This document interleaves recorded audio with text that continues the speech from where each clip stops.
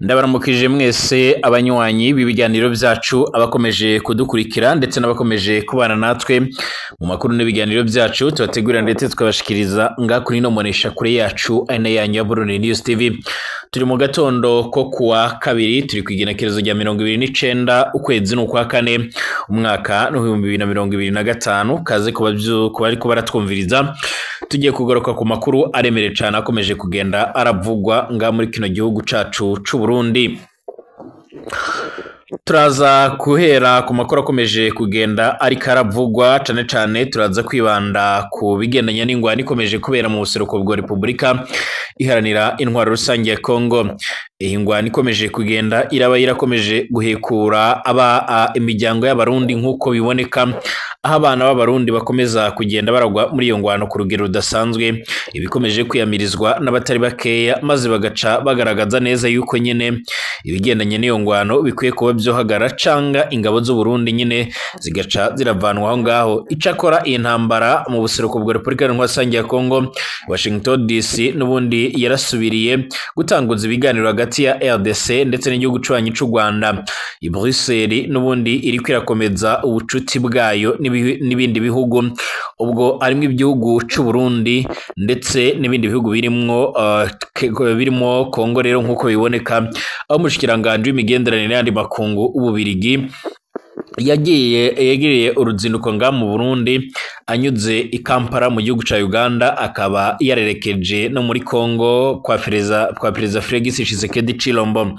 Ndaza kugaruka kandi kubigendanye n'amakuru aremere cyane, aho kugeza no mwanya hariko haravugwa nyine hariho haridogerwa rero inkuru ikomeje kugenda igaragara nk'inkuru y'umubabaro, aho umunyamakuru wabonesha TV nk'uko bizoma bigaragara akomeje kugenda agaragara nyine nk'umuntu yabangamiwe cyane nyuma yo gukubagurwa nk'uko bizoma bigaragara. Amakuru yihuta cyane akomeza kugenda atugeraho, akaba akomeza kugaragaza ndetse akaba akomeza kugenda gushimangira ndetse no kwerekana ingene ibintu bikomeza kugenda biramera. Amakuru yihuta cyane akomeza kugenda aratugera, rero akaba akomeza kugenda ashimangira yuko iyi ngwano ikomeje kugenda nyine ibibazo bikomeye cyane mu gihe no mu Burundi naho ibintu byama biradogera umwanya n'umwanya.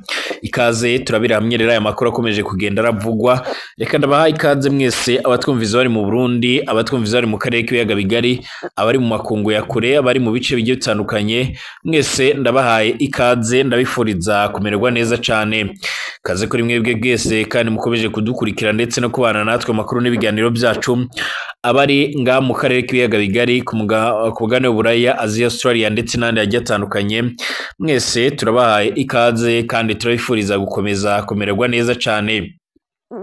Ari ubwa mbere usenga reka ndagusaba option kwanditse sabone kugira ucaronka amakuru n'ibiganiro byacu, ubane natwe 5 kuri 5 ndetse amakuru n'ibiganiro byacu unabisangize ku inshuti zawe. Twibanda ku makuru aremere cyane, amakuru yihuta kandi agezweho ariko aravugwa mu bigendanye n'umutekano, politique, diplomasi n'ibindi bigiye bitandukanye. Kaze kuri mwebwe mwese rero nyine reka amakuru tuyatangurire cyane kuri ino ngwano ikomeje kubera mu buseruko bwa Repubulika iharanira intwaro rusange ya Kongo. Uburundi cyane batavuga rumwe n'ubutegetsi bariyamiriza ibigendanye n'ibara rikomeje kugwira abasoda b'abarundi. Nkuko bigaragara ibingi birakomeje gutera impungenge abatari bakeya.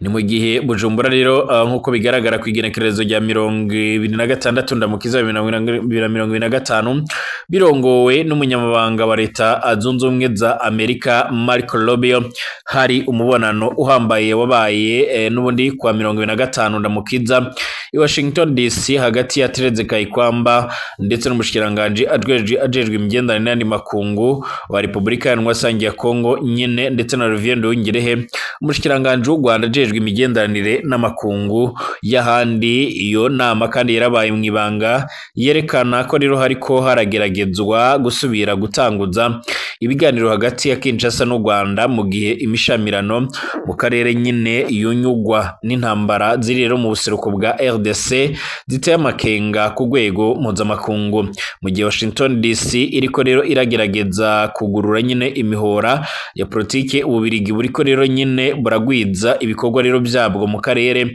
icegera c'umushikiranganje wa mbere w'Ububirigi n'ujejwe imigenderanire n'amakungu Maxime Plevota ari mu rugendo nyene guturuka muri Uganda mu Burundi ndetse na RDC kuva ku igenekerezo rya 2026 gushika ku igenekerezo rya 2029 ndamukiza uno musi nyene nibwo araza gusozera uruzinduko rw'iyo nyene aho kugeza no mwanya ejo yaravuye mu Burundi akaba ari Kinshasa kubonana na President Tshisekedi. Kubwa amasoko yacu menshi yo mu bategetsi baserukira ibihugu byabo nyene ibiganiro byarabaye byiza kandi byubaka. Michael Rubio yarahagarikiye ubwiwe nyene ivyo biganiro yarashimye intambwe ya mbere ngirakamaro nyene igana ku kugabanya imishamirano. Ubuhuza rero bwa Amerika burashimangira busaba banyene ko ivyo biganiro byoguma biba mu ntumbero yo kwirinda ibara rero ryohava riragwa. Haraciye amezi menshi RDC yagiriza u Rwanda nyene ko rushigikiye mu bya gisirikare umubare w'abagwanyi ba M23 ukorera cane mu ntara za Nord Kivu ndetse na South Kivu. Ku ruhande rwayo Kigali rero irakana ko rero ibyo yagirizwa ahubwo ikagiriza Kinshasa rero nyene ko ikorana na FDLR umugwi uvuga ko nyene ugwanya leta ya President Kagame nkuko byoma bigaragara. Iyo nama irabaye mu gihe kandi yahirutse gutegwa umukono rero ku masezerano yo gushiraho impore hagati ya Kinshasa na AFC urunani rwa politike n'igisirikare rurimwo M23. Amasezerano yarahagarikiwe na Katari ariko umutekano ku rubuga uracari muke ugutana mu mitwe rero nyene bikaba bibandanya bigatuma abantu bafashwa nyene badafashwa. Abantu nyene barenga imiliyoni 7 ubu barahungiye ku butaka bwa Kongo nyene kubwishiramwe mpuzamakungu ONU. Ndetse kubw'amasoko yacu muri Kivu y'Amajyepfo amakuru avuga yuko Uburundi buriko burapfusha ingabo nyinshi cyane aho mu ndwi imwe barutse gupfusha abasuda bashika kuri 46 nkuko biboneka. Mu gihe Washington DC kiragerageza gusubira kunagura imigenderanire n'ibihugu rero Ububirigi busa n'ubwagwije ibikorwa rero byabwo mu karere. Icegera c'umushikiranganje wa mbere akaba n'umushikiranganje w'Ububirigi ajejwe imigenderanire n'ayandi makungu ariko aragira urugendo muri Uganda mu Burundi muri RDC kuva ku igenekerezo rya 2025 gushika uno musi ku igenekerezo rya 2029 ndamukiza. Muri urwo rugendo Maxime Plevota arafise umugambi wo gutanga ubutumwa rero bukomakomeye cyane bushigikiye kubahiriza ubwigenge bw'ubutaka bwa RDC, kwaka ibigwanisho rero imigwi y'abagwanyi n'iyubahirizwa ry'agateka kazina muntu. Azobonana kandi n'umundi n'indongozi muri ivyo bihugu amashiramwe yigenga n'ayafasha imbabare mu ntumbero yo kurabira hamwe rero nyene ivyo Ububirigi bwemeye ku rubuga nta rugendo nyene ruteganyijwe i Kigali bivuye ku bigenderanire yahagaritswe n'u Rwanda muri ntwarante biguheze nkuko biboneka.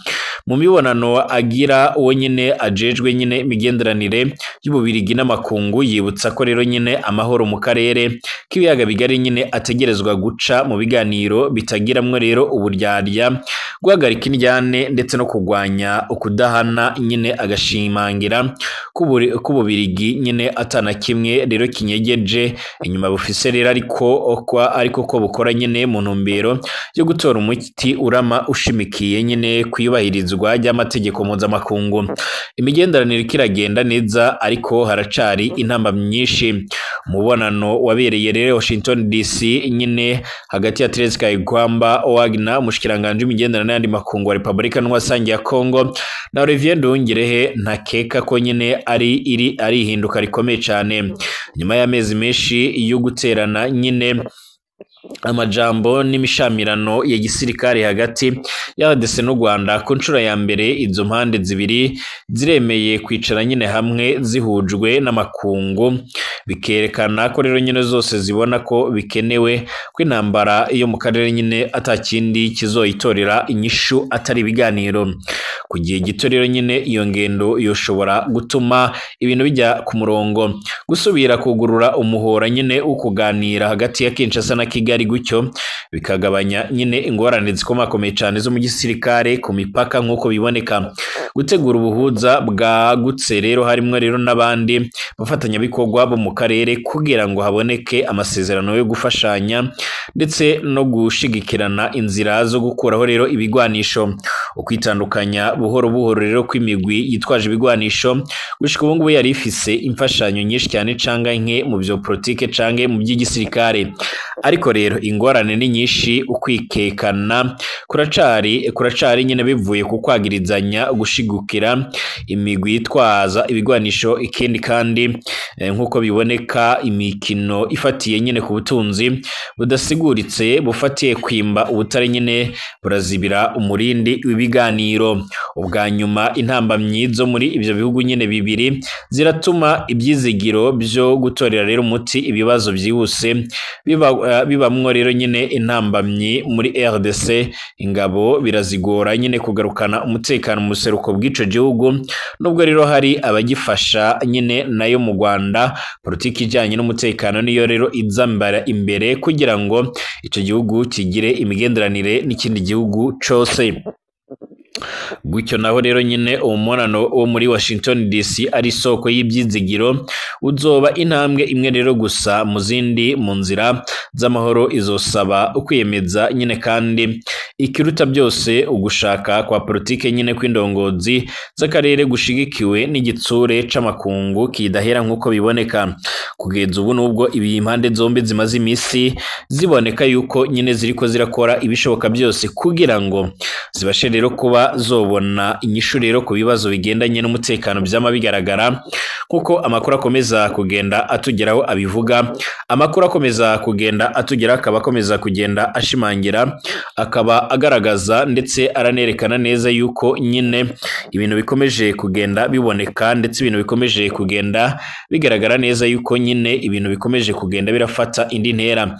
Amakuru yihuta cyane yama aratugeraho akaba agaragaza neza yuko ku rubuga rw'ingwano intambara zama ziraca ibintu nk'uko byoma biboneka, ndetse abatari bakeya bakaba bakomeza gushimangira ndetse no kugaragaza neza yuko intambara ziriko ziragaragara zikomeje gutwara ubuzima bw'abatari bakeya. Akarorero ni ingabo z'Abarundi. Amakuru atugeraho akaba asigura neza yuko nyine mu Burundi agikomeza kugenda hagaragara ibibazo biremere cyane nk'uko byoma bigaragara na cyane ibibazo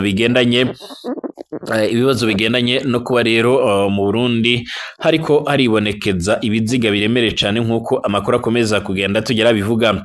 Ibi byose birakomeza gutera umutima uhagaze benshi bakabona yuko kandi Burundi bukomeza kwironkera indonke gusa mu bigendanye n'iyo ngwano, aho kugira ngo rero buce burakora ibigendanye no kugarukana amahoro nk'uko byoma bigaragara. Abanyagihugu benshi bakama biyamiriza ibyo ngibyo bikomeje kugenda bigaragara. Uyu munsi ku munsi w'ejo nyine abantu benshi baraguye mu gahundwe bumvise yuko nyine umumenyesha makuru wiri kwizera yakubiswe bikomakomeye cyane n'imbonera kure zo muri kaminuza nyine y'u Burundi, yagirijwe ko ari karondera amakuru ahava nyine atangira bivugwa yuko nyine yoba akorera bamwe rero nyine batavuga rumwe n'ubutegetsi nga mu Burundi. Iri nibara nyine riremereye cyane. Umwe mu batavuga rumwe n'ubutegetsi bw'Abarundi akunze kwandika inkuru zitabariza zinimanda kuri politike aravuga yuko ibara ryaguye rero nyine nawe agaca nyine aratungurwa n'ibyo yabonye, nyuma yuko bivugwa yuko rero umumenyesha makuru yaronderaga inkuru agaca arazirundikira nyine uwo mumenyesha makuru wundi. Wikwizera arasanzwe ari umumenyesha makuru wa radio Bonesha FM.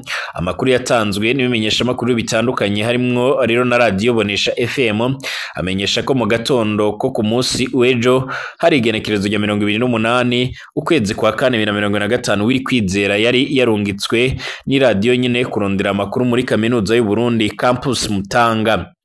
Ageze muri campus Mutanga nyine Wikwizera yahuye n'umunyeshuri aserukira nyine abiga mu mwaka wa 2 mu gisata c'ubutunzi nk'uko bigaragara. Aramwidondora nyine amubaza aho rero yoca kugira asabere uruhusha rwo kurondera nyine amakuru muri kaminuza. Ako kanya wa munyeshuri acahamagara abo basangiye guserukira abanyeshuri nyine bacakira wiri kwizera baramujana mu biro by'ubuserukizi bw'abanyeshuri. Muri ivyo biro rero niho wiri kwizera nyine yaboneye ibara arakubitwa arashaya nyine yagirizwa ko nkuko bigaragara yagirizwa ko nyine yagirizwa ko nyine atarungitswe ni radio Bonesha FM kuko bigaragara ahubwo aje rero kurondera amakuru ahereza uwitwa Pacifique Ninahazwe bagiye kumurekura nyine abanje gusinya ko rero ataco azovuga ku byamubaye ko nyine ahirahiye nyine akabivuga azoca yishwa. Abakoze iryo bara nyine bari abanyeshuri batandatu nyine basanzwe bazwi ko ari imbonerakure nkuko bigaragara. Uyu mumenyesha makuru kandi yarakorewe aya marorerwe nyine nkuko uyu abivuga Pacifique Ninahazwe yaragize ati ntawe nsanzwe rero nzi birashoboka yuko nyine ari mu bamenyesha makuru bashasha baradiyo Bonesha FM mubona narinzi nyine igemva mu Burundi muri 2015 uyu ntiyarimwo ingene nyine izo mbonerakure zadukanye nyine ko wiri ngoma wiri kwizera nyine ajejwe kundonderera amakuru nyine ntawo bimenya.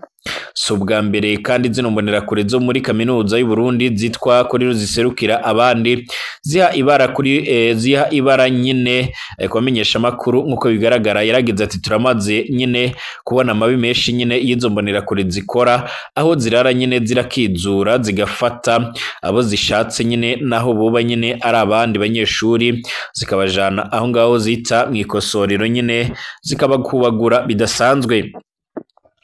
Nkuko byoma bigaragara ibyashikiye wiri kwizera byibutsa ibiherutse rero gushikira amenyesha makuru Sandra Muhoza aho Parikweti nkuru nyine mu byo rero yamwagirije yashyizemwe ko aha amakuru Pacifique Ninahazwe ica imusabira gufungwa imyaka 12.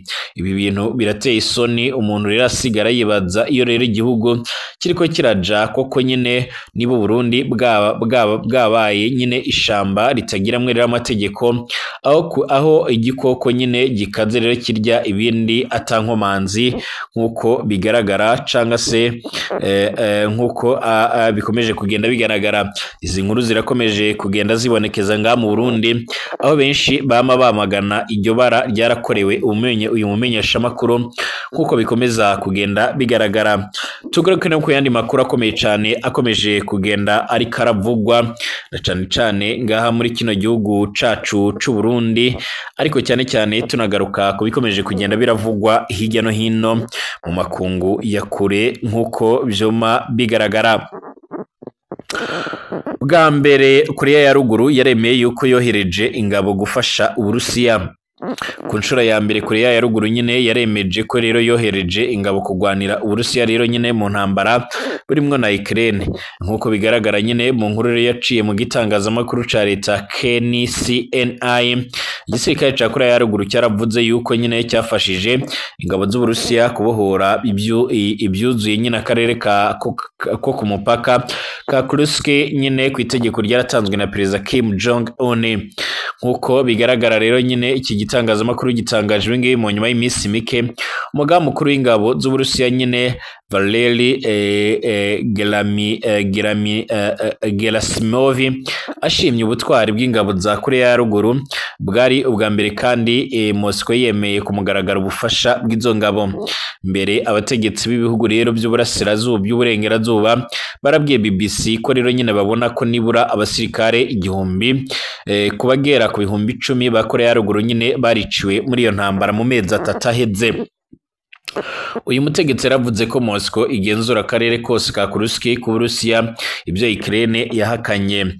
Mu gusubiza ku byatangajwe nkuko bigaragara leta zunze za Amerika zavuze ko ubungubu Korea ya ruguru nyine igomba kwirengera ingaruka zo gushoza intambara. Umwaka uheze Korea ya ruguru hamwe rero n'abatasi b'ibihugu by'uburengerazuba baragiye gutangaza ko rero nyine ko rero ubwo butegetsi bwohereje ibihumbi by'abasirikare mu karere ka Kursk nkuko bigaragara.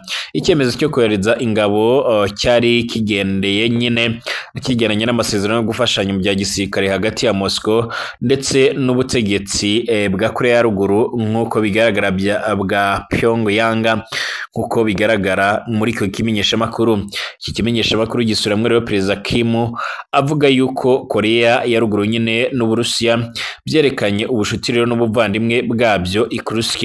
Yongeraho ko kandi ubushuti bwashimangiwe n'amaraso buzafasha nyine kwagura umubano mu buryo bwose bushoboka.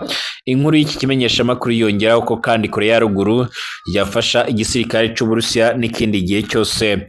KCNNI ntabwo rero yavuze n'ingabo za Korea nyine ko zitaha nyuma yo kurangiza ubutumwa bwazo i Kursk.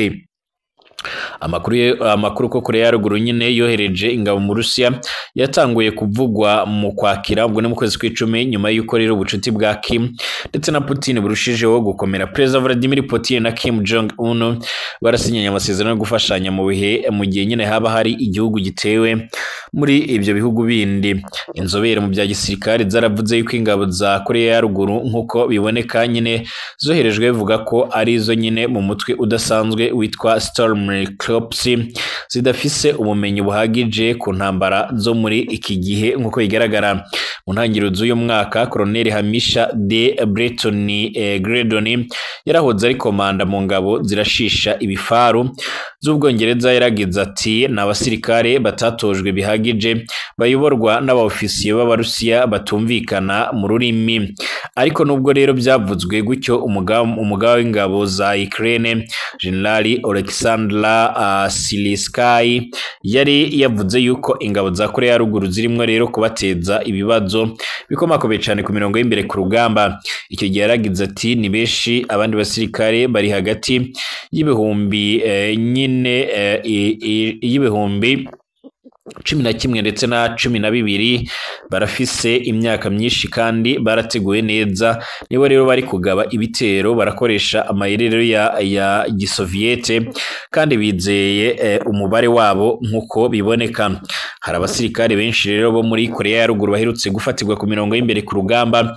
Byabonekaga yuko abo basirikare nyine bafise ibibazo biremereye cyane, ariko bikaza kurangira abenshi bamaze gufasha ingabo za Moscow nkuko bigaragara mu bikorwa bigendanye no kubohoza aka gace ka Kursk.